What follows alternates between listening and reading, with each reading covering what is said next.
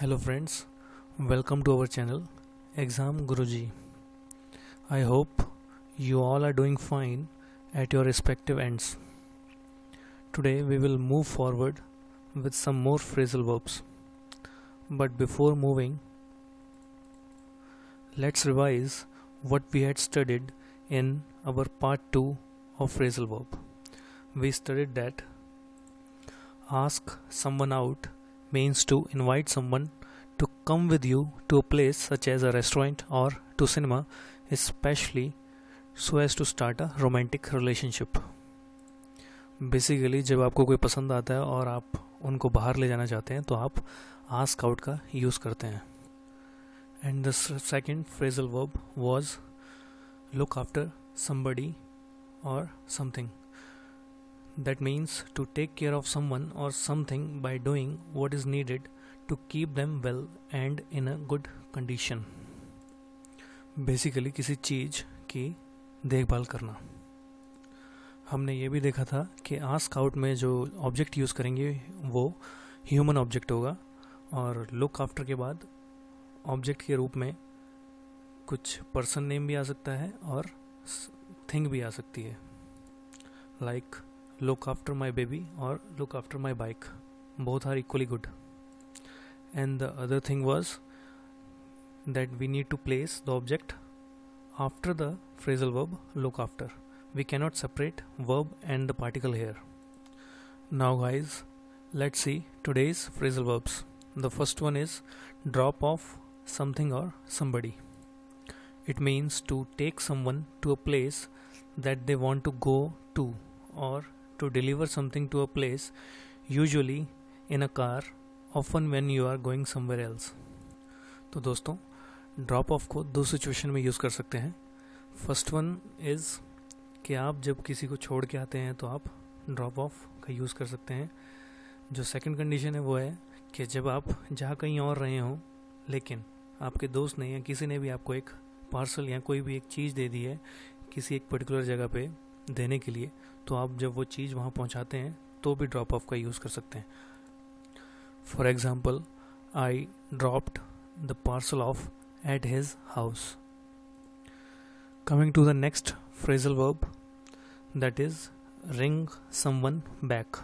It means to telephone someone for the second time और to telephone someone who rang you earlier.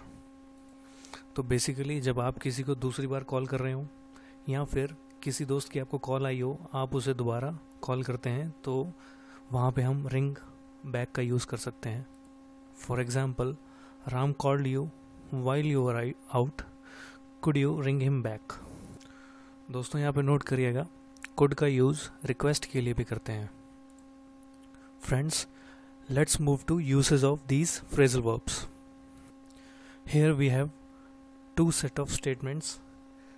They are Rama dropped the parcel off at her house, and the second one is Rama dropped off the parcel at her house.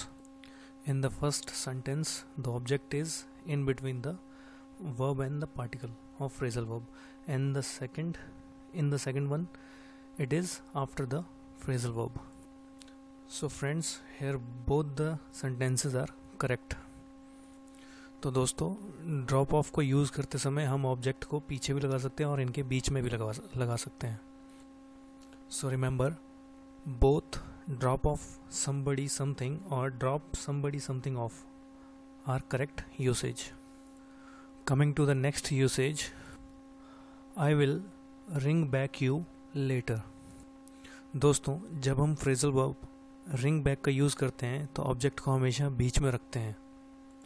जैसे हमने देखा था कि look after के बाद object आता है, वैसे ये पूरा अपोजिट केस है उसका. इसमें बाद में ऑब्जेक्ट नहीं आएगा, ऑब्जेक्ट को हमें वर्ब और पार्टिकल के बीच रखना है. Therefore the correct usage will be I will ring you back later. So guys remember, the object will always be used before back in phrasal verb ring someone back. Coming to the next part, that is fill in with suitable phrasal verb. This boy here says, that's not what I meant when I said, can you dash me dash at the beach please. So the complete sentence will be, that's not what I meant when I said, can you drop me off at the beach, please? That's the thing with these phrasal verbs. You need to get their meaning right. Coming to the next. This boy here says to this girl that Neha called you while you were away. She replies, okay, I dash her dash. So the complete sentence here will be, okay, I ring her back. तो दोस्तों आज हमने 2 phrasal verbs और पढ़ी हैं. First one is drop of something और somebody, किसी को छोड़ के आना या फिर कोई ऑब्जेक्ट या कोई भी थिंग डिलीवर करना.